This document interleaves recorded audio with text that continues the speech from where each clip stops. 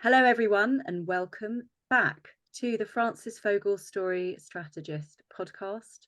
I am, as you know, Francis Fogel, and today I have Will Richardson, the founder and CEO of Green Element, which is arguably the leading environmental consultancy in the country, although we're not in the business of shit slinging and comparison marketing, because that isn't terribly helpful. Because there are a lot of them. There are a lot of lovely environmental consultancies out there, and we're going to be talking about what they do as a band of merry men and women doing wonderful stuff. But I have to say, Will, you've been around the block, without wanting to be offensive. You've kind of been doing this for a very long time. Will might describe himself as a renegade outlier activist back in the day in 2004, I think it was, Will. Yeah, that's right. Now I can only imagine he has most of the corporate world queuing up and asking him what the hell they're supposed to be doing. It's an absolute honor, Will, to have you on. Thanks to Annie Salisbury, my carbon literacy guru, for introducing me to you. We're going to be talking today, people of the Francis Fogel podcast audience, about what it is to be an organization that is looking to be more sustainable, to head towards carbon zero, net zero. Going to talk about some terminology maybe, because that's in itself quite confusing for people. Carbon literate, and punch with or above the big boys and girls, as I like to say. And the kind of organizations that I love to work with are, let's say, farmland owners or pub custodians or people with small to medium-sized enterprises who would love to pivot and do some rewilding and ecotourism and be more environmentally conscious, but don't quite know where to start. And my job is to take their stories and help them grow and lean into their people, make everybody feel part of the journey. And your job, of course, Will, is to educate us all as to how we do that from a climate change awareness point of view. So I'm going to stop rambling. Thank you for being here in your shed, which we're going to hear about. How are you today? Very good. And Very good. where are we going to start? I don't know. Where would you like to start? The shed. The shed. Um, what would you like to know about the shed? Well, I know you're dying to tell me that you moved to your house because of the shed. So why don't you tell us We that did. story? So when it's interesting, isn't it? The everyone always thinks of people who own businesses as very wealthy people. And one of the things that I've definitely learned over the years is that they certainly can be if all you're focused in on is making money. And I think if I could have done that with Green Elements, because for a very long time we were probably one of the few kind of, as you say, pure environmental consultancies out there. But I stupidly decided I wanted to set up Compare Your Footprint, a carbon reporting, environmental reporting software. And so obviously all the money goes into that and you end up with nothing. It's a roundabout way to say that I was living in a flat with my other half and a little one. My mum used to come up and visit. I live in Scotland, and she would sleep on a blow-up mattress under my desk in my study because the business is based in London. So, and I just thought, you know what? I'm 40, 41, 42, and I'm still having to put my mum up on the floor under a desk. And bless her, she would have been 60, 68 then. So I kind of just thought, we've got to move. We have to move. And we moved into a house. And one of the benefits of the house, because I've always worked from home, was the fact there was a shed in the garden with electricity, which meant as soon as we moved in, I was able to actually work from the shed. And I think it was an art studio for, it was an art teacher in the local high school. And obviously no insulation at all. So just went around to skips. I couldn't believe how many people chuck out insulation and just everything that you need to insulate a shed. Possibly wouldn't want to do it on a house because it'd probably take quite a lot of skips. of walking around, driving around and picking stuff up. But it's quite good fun to completely do this. And through the winter, I'm now in a warm shed that I've painted, and it's great in the garden. And during COVID, that was amazing, as you can imagine. Blessing in disguise. So you know how to go and look in a skip, see if they've got some insulation, know that it's good insulation, know how to take it out the skip, how to get it home, how to put it up, and sort of if it will pass and do its job. And that's lovely for you, isn't it? But for all of us lot who are feeling a bit overwhelmed about things, Just go on Gumtree. So I found all of it through Gumtree. Just if you type up, because people, I don't think people actually want it, even if they're chucking it away. So it was all offcuts, and people just put on Gumtree, chucking away a load of stuff. Come along, it's going to go in the next 2 or 3 days, and you just go along and pick it up, because people don't actually want to throw things away, but yet they will throw it away because they're obviously not going to keep it just in case someone comes along in a year's time. yeah. And you find so much stuff, free stuff on Gumtree. Lesson number one from Will: Gumtree for insulation for your shed or house. Thank you. Let's see how many lessons we can get out of today. So tell us about the history, please, Will, of both of your businesses then. How do they start? Where were you before and what's happening now? Yeah, thank you. I did my first climate change talk when I was at school and I was about 15. And I think it came from the fact that my gran used to pick everywhere she went, she would pick up litter and talk about climate change. And it's not that she was, I guess, a hippie. And in those days, a hippie was a negative term, not a positive term.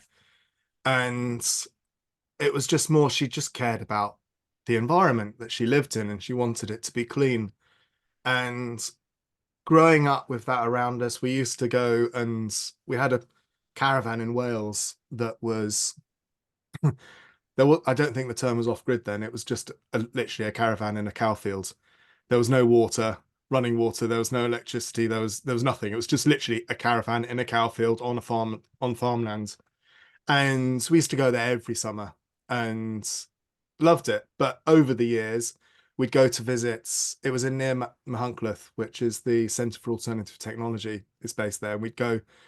One of our summer trips was going to CAP, and I just always loved it, to be honest with you. And I think it's not that you're brought up in a certain way.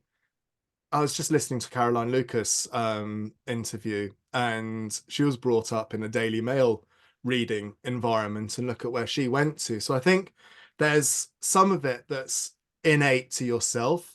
Some of it is environmental surroundings. So the fact that my gran did that and that my mum and dad would take us to this fields helped form a journey for later life. And then I did a degree on hospitality management, and the thesis was how people perceive the effect they have on the environment whilst partaking in sports within the Cairngorm region. Obviously, I was doing hospitality management. I thought I used to run pubs before I went to um, university, and so I thought I was going to go into hotels and pubs and stuff. Came out of that and traveled a bit, set up a restaurant in Chile, and then came back, worked for wine merchant for the Queen and random jobs, travel agents, and then ended up doing a master's in environmental management. And I look back on that, and one of the things they said on the degree was make sure you do something that you really, really enjoy because it's hard work. So I picked going to Scotland and sustainability. And lo and behold, I'm now mid 40s and I'm living in Scotland, working in sustainability. How weird is that? So I think you do, I don't know. And one of my best mates at university his thesis was on something to do with the EU and the economy, like fiscal policies, and it was money. It was kind of boring, to be honest with you. But he's now an accountant and he did hospitality management. So I think that I don't know, I think that you can look at your history and go, there was a common thread, wasn't there, all the way through, but you don't see that common thread until you're older. So I think that drive was always there. And because my parents ran a small business, I was very, very aware of how important it was for an organization of any size, but particularly smaller ones, to understand where the pennies come from and to look after them. And for me, sustainability was all about that, particularly in the early days, because you turn a light bulb off, you save money. And I worked out how big you needed to be in order to save my fees. Hmm. And I would just go after smaller businesses because, and I'd just say, look, here's a load of people that I've worked with, and they will testify that I saved them my fees. So I'm paying myself off within your business. And that was how I carried on. It wasn't really environmental, it Hmm. was more about saving money. But I'd say half the companies cared about the environment, the other half cared about saving money, but obviously thought of the environment as a good thing as well. So there was a bit of, now we're, I think it's much more focused on the environment and sustainability, and people are doing it because they know about climate change now. They understand the ramifications of whether they don't actually do it. They're going to be a part of the problem if they don't reduce their impact. They want to be a part of the solution. So I think obviously that journey has changed for businesses, but in essence, you're still going to save money. Um, you mentioned this actually in relation to our best friend Donald Trump and just how ludicrous coal mining was these days, and not least because it doesn't make any sense. And one of the things that is a hopeful dream that might be coming true is that green energy is actually becoming more cost effective than fossil fuels. And I think I want to pick up on something you're talking about here, which is and your latest podcast episode, which I loved and posted about on LinkedIn this morning because it was with Stuart Goldsmith, Mm, the comedian, who is doing great work to bring the funny side to climate change, which mm, is actually something I think is fantastic, because I am fully aware of, let's call it eco anxiety, which, especially for young people, is a massive issue, or might well become a massive issue the more that we understand what a shit show this actually is, and the more that we can do to make it more palatable and to make people feel hopeful, want to listen, and know how to be involved, the better.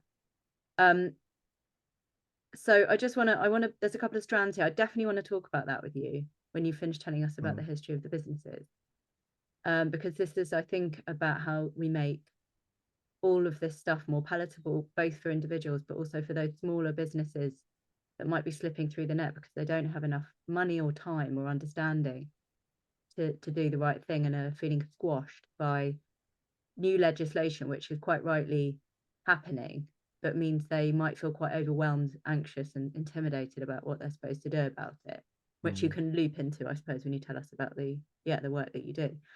But the other thing I just want to thank you for is having mentioned Caroline Lucas, which, for anyone listening who doesn't know, Caroline is the this is Caroline of the Green Party in Brighton and Hove, who's recently, Ex-Green Party. sorry, ex-Green Party, I should say. Sorry, that is Mm, where most people will know her from. But she's written this book recently, Another England: How to Reclaim Our National Story, which speaks to your thing about the Daily Mail background and how well, the reason why I'm really interested in her book and pre-ordered it, or maybe it's out now, I don't know, yeah. is because I think there's so much complexity here. If we just take farming,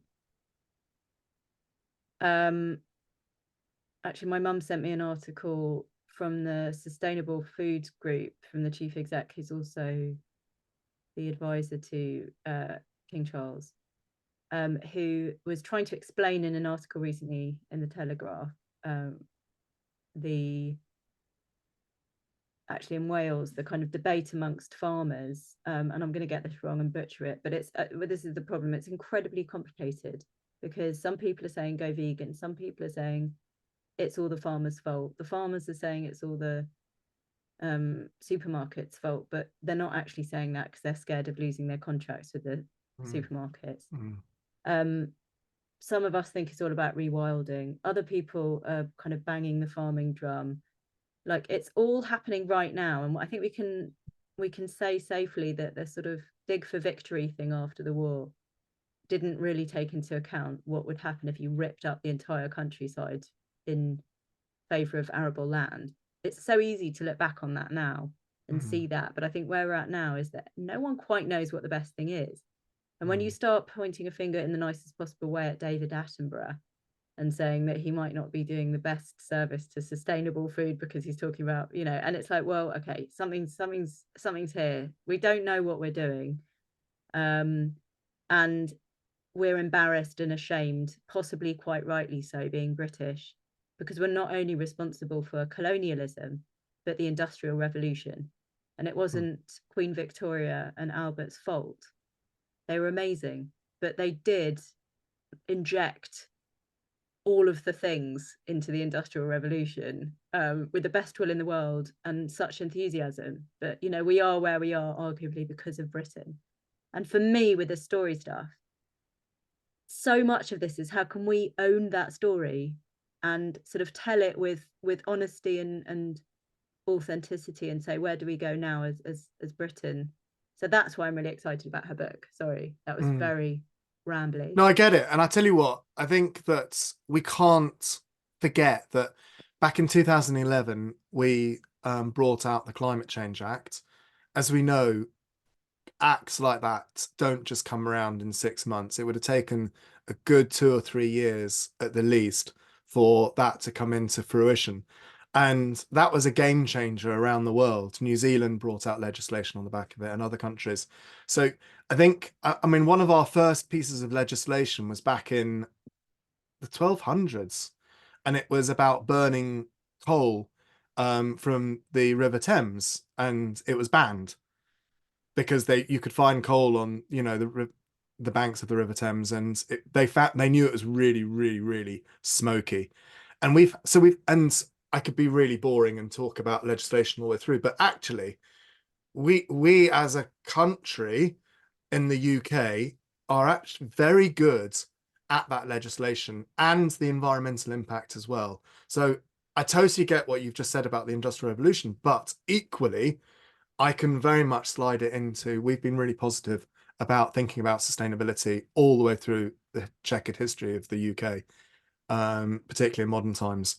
And so we should be proud of that. And I think that's why it's slightly galling what's going on at the moment, because for the first time in history, we are being almost held back by our politicians and rolled back by our politicians and I think the UK as a whole is probably quite, forward thinking with regards to sustainability. We've always led the charge. And I mean, I'm a product of that, I guess. And so are you. And I think that the fact that we've got so many environmental graduates and businesses, I mean, ISO 14001 was a standard, British Standard 7750, that first came into fruition back in the 80s. And that was an environmental management system. Weirdly, the first system was in a phone box by BT. I can't, and I remember the person actually came along and talked on my master's course, and at the time I was a bit like that, and I don't think I understood exactly what an EMS was at the time. Now I do. I'm like, how do you have an EMS in a phone box? Anyway, that's I'm another. dying to know, but we're not gonna. We could just. But, Oh, I've only yeah. got you for an hour. Yeah. But I think what they were probably doing was proving that a little ecosystem can be thought about from a sustainability point of view. And then you roll it out across. And I think that's probably what it was more about. Um, yeah, and I think, so yes, I understand where you're coming from, but I think there is positive stuff in there. Yeah, and thank you. I'm basically in the business, and I was being devil's advocate there because I'm essentially in the business of helping founders and custodians in this country. And for me, it starts with London and the Southeast, because I want to be able to sit on a train for no more than an hour and spend some time in real life with the people that I work with, and I don't need many for it to make sense. So London and the Southeast, because I live in London. and I, like you, it's not about the money, it's kind of about doing some work and what is my capacity. And I also run a community and I've got 2 kids, so it's like, yes. So hence London and the southeast. But um my mission is to help people across Britain tell a more proud story about all that you're saying and about us as a community, national community, but also um, about themselves as individuals, because there's a lot of shame, and there's a lot of childhood trauma, and there's a lot of what am I here to do, and like what have I inherited, and what was my grandpa responsible for that I didn't realize was going to be something to do with it. I'm not talking about myself, by the way. My grandfather was a Jewish RAF pilot, but we've all got something to. I mean, he was amazing, but being in the RAF, I'm like very anti-war. So I don't know. Like I just think we have to own our history and understand it. And if your grandfather inherited or gave you a farm, they may well have done some stuff or employed some people or whatever that back in the day seemed absolutely fine, and now you'd rather not be talking about so much. But you have to own the story, you have to process it, um, and not be ashamed to talk about it, because it's the transition from whence you came that will be the compelling thing as to what makes you qualified to be listened to and heard, which is why Caroline is amazing, being able to talk about her background. So sorry, that's a bit of a diversion there. But in fact, we got into all this because you were telling us about the organisations that you run and the wonderful work that you're doing for people. So if you could pick up on that again, that would be awesome. Yeah, I mean, in a nutshell, Green Element was then born out of I was trying to find work in the early 2000s, and no one would employ me because, well, no one really knew much about environmental management. There wasn't that much work out there. So I ended up pitching for work with companies and then ending up winning work against the companies that wouldn't employ me because they said I wasn't good enough. And there was a bit of me going, I should write them a letter and say, yeah, but obviously not going to do that because that's not very professional. That's your naughty, Well, you brain you managed to side. do it without doing what I just did on screen there, in the most sophisticated, intelligent, articulate way, which actually had more of an effect than sticking your fingers up to people, right? And yeah, so and then I kind of, over the years, I was watching consultants work and thought, my word, we are spending a lot of time manipulating, collecting, and, you know, formulating environmental reporting. There must be a better way, because actually, how are we going to achieve the reductions without software and without tools in order to do it? You need the human brain to a certain degree on the complexity of problems, but you don't need it on simple stuff.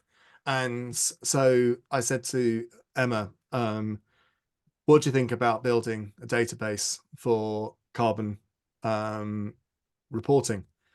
And she was like, yeah, we could do that. So we started doing it.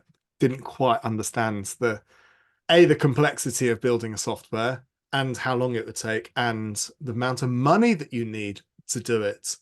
Anyway, that said, we've managed to get to where we are in profitability for a software, and with little to no investment.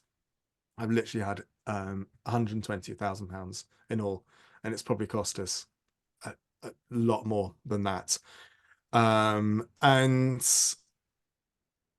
the idea is that so many businesses in the UK are SMEs.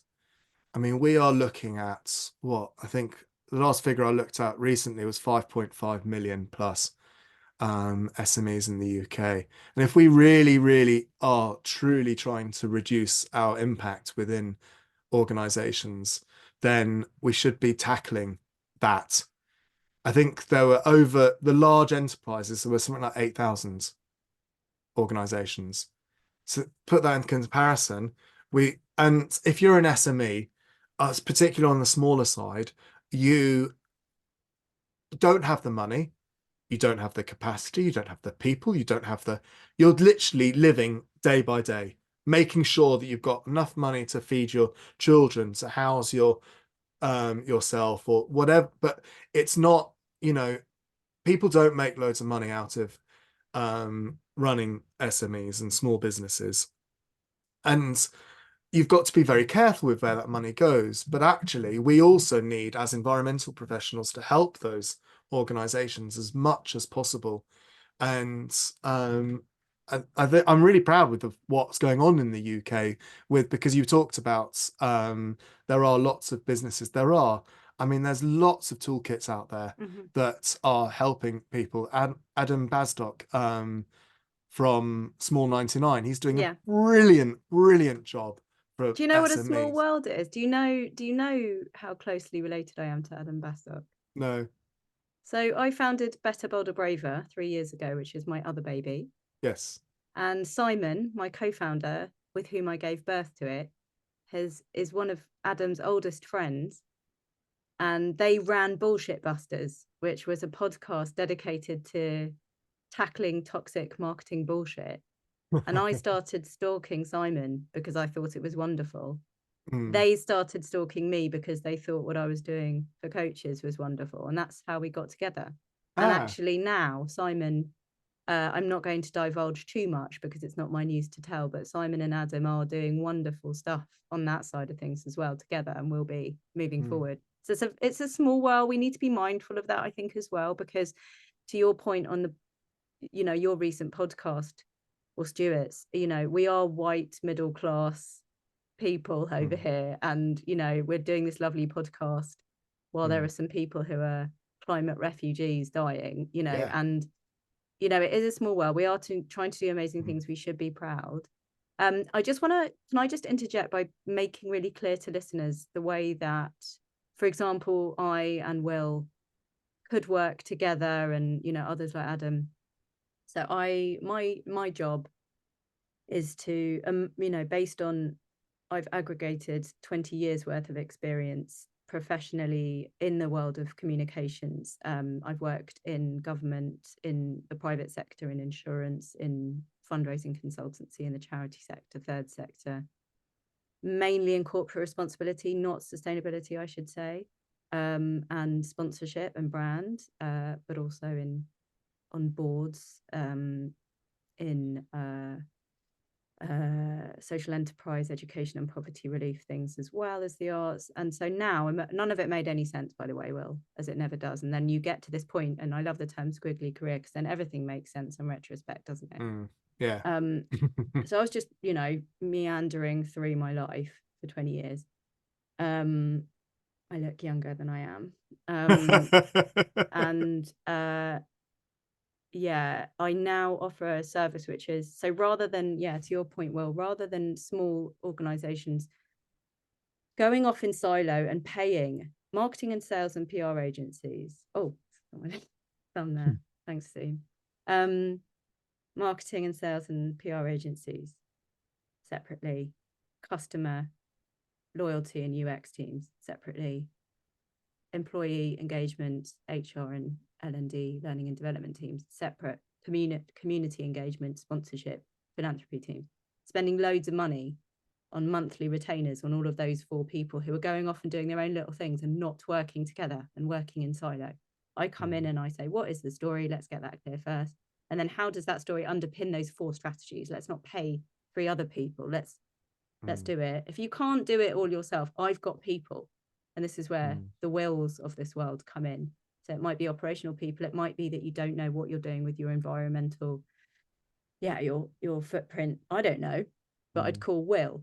It might be that you need to make a video for your marketing. I'm not going to do that for you, but I'll call Joel, or, and across the whole board. I might be the kind of fairy godmother who's going to hold your hand as the founder and hold space for you to reflect on the trauma of it all, and take the story and not just sit with the story and do a lovely ritual with some, sage, but actually, which is lovely, by the way, in the forest, but then actually translate that into a strategy across those 4 different practices that will make you survive as a small business. But it's the bringing in of people like Will and saying, right, okay, Will, can you come in now? Because we're going to need to do a little project over here. That's how it works when you've got a good network. So yes, there's a downside of the kind of private schoolboy thing that is the white middle class world that we're in. But then, if you don't have the you're buying the network as well, I would say, wouldn't you, Will, when you buy into Yeah, people I like think that? you're spot on, actually. I think yeah, I think you are spot on. And depending on what you want, I and I think this is where we're lacking, and I've been doing a lot of work in this area that we're talking about now over the last year or two, because we are looking for investments, and I'm talking to a huge amount of investors, but by having those conversations, I'm learning about our industry. And what you've just said is so poignant. And I think that we're not at the point in the UK where we have an all service environmental consultancy yet. And Thesis arguably would be the only one that's out there. But I think that there are some consultancies that focus in on marketing and comms within sustainability. And there are some companies like us that focus in on our niche areas. And I think what we probably need is, rather than have a network, we need to have more businesses.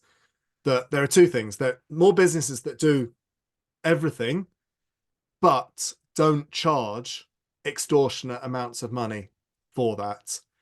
And so you have a one-stop shop for going into things. And that one-stop shop doesn't necessarily need to look like a business. Like, historically, when I'm saying that, most of your listeners are probably thinking Tesco's with their different departments, and that department being that. But I'm not thinking like that at all, actually. I'm thinking about making it incredibly easy for the client to get exactly what they want through a seamless process. And exactly, and I think that we're starting to get there, but we're just not there yet. And it's really hard for people to understand where to go and what to do. I was chatting to a colleague yesterday, and we were talking about how many sustainability directors are now in post, having worked in sustainability for a year because they were finance director before.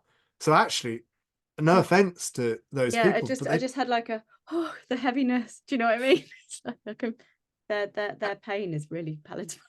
yeah, and it's hard because we've now got a load of unqualified Yeah, people in positions of qualification. yeah, and it's not. I was going to use some agile terminology, but it's not. I mean, it's just not efficient, and yeah, so it's unwieldy, which is like, I hate unwieldy. It's my Mm, worst. mm, Um, and I loved that image this morning when I was listening to your podcast of Trump and other politicians. And I just kind of want to be like, we haven't got time. Like, mm, just shut up. Just, okay, mm, fine. Do what you need to do. You're little boys, mm, you know, mm, understand. We understand the trauma. We understand, but we haven't got time. So we're going to just do this over here. You do whatever it is over there with your like Telegraph news paywall and your mm, friends Mark and Elon, but we're going to mm, just get on with it, okay? And then it's nimble, slick. Right, I'll tell you a story about my grandma. She is amazing. I still have her in my life. She's in her 90s. She's amazing. But she'll go into a party. She'll be like, "Oh, Will, you've got to meet, and you've got to, mm, oh, I'm just mm. and Yeah. amazing." And I do think there is something in me that's inherited this thing of, I don't know, but I do know Will. Mm, I don't know, but I've been working for mm, 20 years in this and I know this one. Or have you met mm, so and so who's amazing at, impact report writing? Or, and that's just on sustainability. There's all the other things that these small companies can be doing with the information, with the data. And I talk about repurposing all the time in my capacity in Better World Braver, because it's, a marketing community for coaches. How do we do good ethical marketing? Repurpose.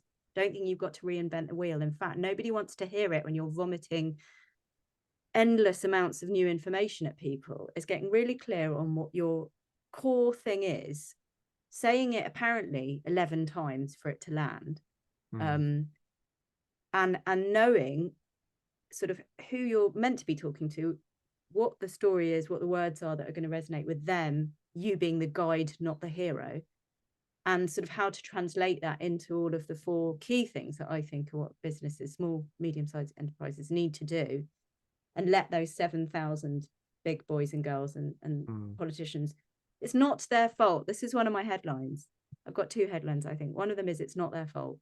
We're not in the business of the dreaded drama triangle of blame. It's useless. And this is what's going on in the Middle East. There's just a lot of shit slinging and angry people who can't cope with climate change because it's so painful. So what they're doing instead is picking up guns because that's how people feel agency. But it's not their fault. This is all sorts of trauma. But nevertheless, we need to do something. Those of us who are okay to, and frankly privileged because we're not there, or privileged because we're not a politician and don't have that narcissism thing going on, to do our thing over here and work together as friends.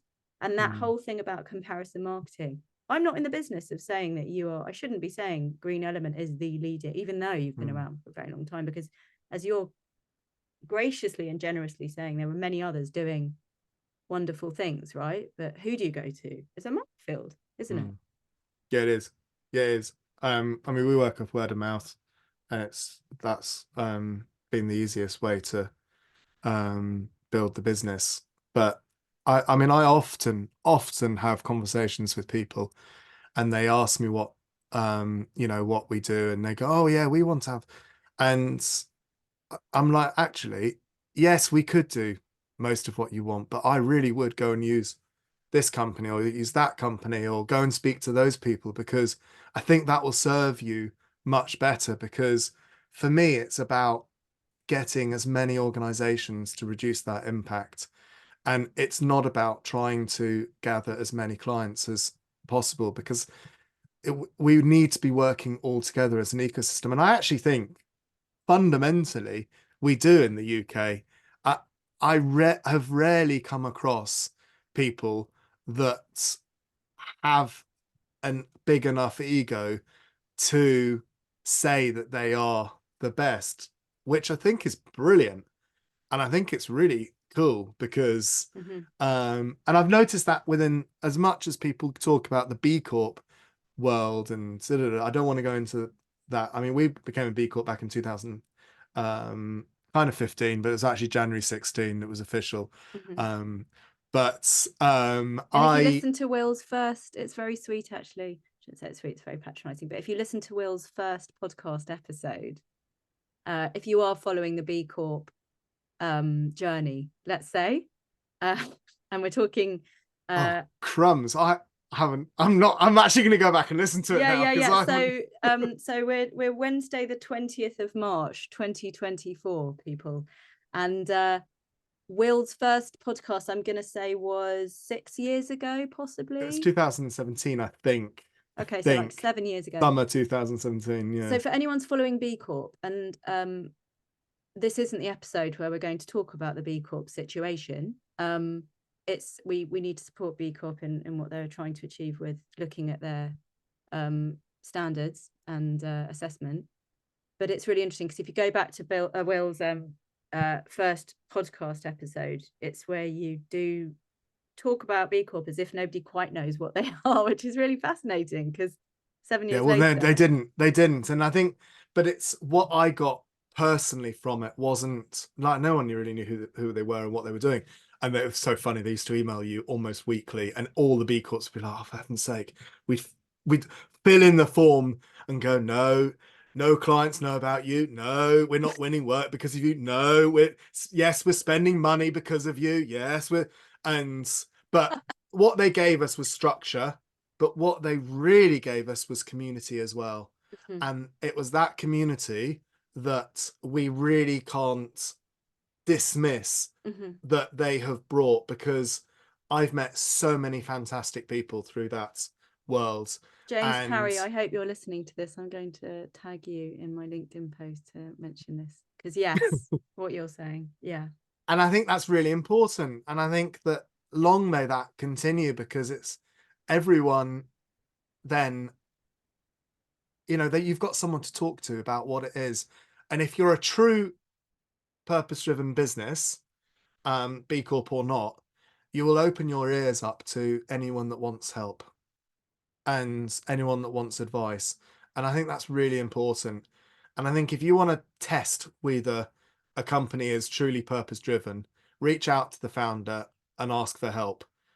And it may be that they missed the email, like we're not linked on LinkedIn. I feel awful about that, but that was a true mistake. But you know, try a couple of times, and I think that they should get back to you, because it is all about helping each other. And the reason why we're helping each other is because we're trying to get organizations to reduce that impact, and And we I want need to to say do it it's not together. hard, by the way. So I don't want people, it was a really pointed marketing effort on my side to do this podcast, because yes, I want to show that I'm very well connected, but also I want to make the point really transparently that it's not difficult to reach out to people, to Will's point. Mm, I've had the most amazing people on it so far, and it's been running for about 5 minutes, only because I've just dropped people a line and said, oh, I have to, would you come on and talk about this? And they're like, yeah, mm, sure. Because people want to mm. talk about themselves, but also Yeah, they want to share yeah. what they care about. And Mm, that's good marketing for them. And it will make them mm, die feeling like they've done something in the mm, universe, which is ultimately what we're all like mm, selfishly trying to do. But that's great if you are actually doing good. mm. Um, sorry, I'm going to stop talking. I talk most on the podcast episodes when I get really excited about things, but I want you to do most of the talking, and please maybe share with listeners an example of an organization that you've worked with at any point that you feel best exemplifies the kind of experience, journey, satisfaction, both for them and for you, about your work. And then also, if you could just say what's going to be happening with the software, Yeah, and I think, what the plans are okay. for everything. I mean, there's so many, honestly, so many examples. The one that immediately springs to mind is Finisterre, and actually The Guardian as well. And Finisterre, because they don't have huge amounts of money to put behind sustainability, but they are a true force of um, power within it. They understand categorically that what they need to do is minimize that impact within clothing and do it. And they don't just do it and bring a t-shirt that's got a less of an impact. They put their money back into making wetsuits, and they've put so much R&D into reducing the impact of wetsuits, which, I mean, I chair the British Kite Sports Association, and so keen kiter. So wetsuits are a big part of my life, and I sailed a lot through my childhood, and I didn't quite understand how detrimental or bad wetsuits were for the environment, but they're trying to change that. They are, they're almost, and I think organizations like that go into the detail of all their products to understand the exact impact of them, and they are trying to change society through our procurement and through what we are using, is amazing. And if all organizations, and that's a small organization, can you imagine if Primark did that? I mean, they won't, because it goes against everything that they believe, which is consumerism and raping the planet. But um, if they actually changed the tune and became a part of the solution, they would we would be in so much of a better place. Then The Guardian, partly driven by the fact that we all know who they are, but equally we've been working for them for, and my team are going to kill me, I think it's 5 years, possibly 6 years, potentially. So I don't actually know, to be honest with you. I can't remember. I can look back at the first time we spoke to them, but my point is that over that time they have really, really delved into the details, and they have looked at printing presses, they've looked at papers, they've looked at, and they've never really wanted to tell everyone how good they are, but they do talk about it. And I think that communication and the way that they do it is absolutely fascinating. And it, I've suddenly realized I'm kind of getting into a place where I don't, there are some things I can say and can't, some things I can't. But basically, I think there are so many organizations out there that actually do a fantastic job. Um, and there's loads of examples of good business practice out there, and and examples of how, to be a purpose-driven business, which includes sustainability, environmental strategy, and you're also profit making as well. It is possible. Absolutely is possible. And It's to be good harder. to your people and to be good to your customers. It is possible. Mm, It is mm, possible. So I just want to say two things which you've made me think about. So first of all, in my so I call myself cheerleader in chief and have done for a few years. And I think another one of my missions with this new business of mine is to do what you're saying, which is to show what good looks like and to cheerlead wherever possible. And then be caught out by my friends. So one of my friends, Beth Derry, who's been in the world of impact sustainability forever, is now doing something else. Impact sustainability reporting, I should say. She actually wrote to me firstly on LinkedIn, and then she rubbed it out and sent it to me privately, because I'd talked about a toilet paper company that had a comparison marketing table, and was like, yeah, everyone else is shit. And it's like, oh, yeah, okay, we will move to you because that makes sense because you're not bleaching the toilet paper. But what if you guys didn't shit sling, if you'll forgive the pun, with each other and actually were trying to move the dial for the problem unaware? And what mm, if B Corp, because you're all B Corps, match mm, funded you in your marketing efforts together in trying to get those of us that are not eco aware over the line? Wouldn't that be better than shit slinging at each other? And because of that conversation with Beth, because she is a good friend and felt able to push back to me, and I was safe with her doing that, that's how we move the dial. So cheerleading, but cheerleading with the ability to have someone say, I saw that you posted about Will Richardson. Do you know that he's not, whatever it is? It's mm, like, oh, okay, I'm just going to go mm, back to Will now and check on that. mm, And just to keep iterating as a cheerleader, mm, as an influencer, not to blindly, an influencer marketing is very, very useful to those of us in this world. We need to take note of the people who spend a long time doing their makeup and then shouting about products because something's working for them. So rather than just turning our noses up and laughing at their silliness and mm. frivolity, we could take a lot from them and say, look, influencer behavior is really important. Yeah. Cheerleader behavior is really important. The other thing I just want to say at this junction, then I will let you finish things off, is geeking out. And I think there are quite a few of us who really enjoy it. And, I'm now sending messages to my husband on WhatsApp, like, please, can you turn the thermostat down by this much? And he's like, okay. And we're getting really into that, the weeds of like, Mm, how do we find, I've got to go and, I've got to buy a double duvet for my son. Now I'm going to really enjoy geeking out on where do I get this in the most eco mindful way. And for those of us who quite enjoy that and can invest a little bit of time in that, there's something fun to be had. There's some, should we call it gamification, mm, about how as an individual and as a business you might quite enjoy geeking out and finding, as you're saying with the Guardian, the best printing press that's going mm. to do the best job. And that can be really enjoyable, can't it? It doesn't have to just feel overwhelming and scary. Yeah. No, absolutely. No, absolutely. No, absolutely. Is that it? You've got anything else you want to say? No, I agree with that, but I do wonder if there's an element of privilege that's of being able to look at that duvet, Mm-hmm. because most people, and it becoming more and more in our society, are not able, they probably want to look at the sustainability of a duvet, but they can't afford And who's buying to. a double duvet for their one son, right? Yeah, it's just, I don't know. I worry. I don't know.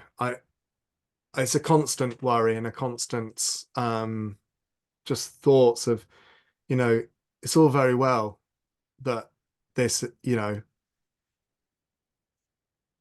we're in a society where cheaper is better.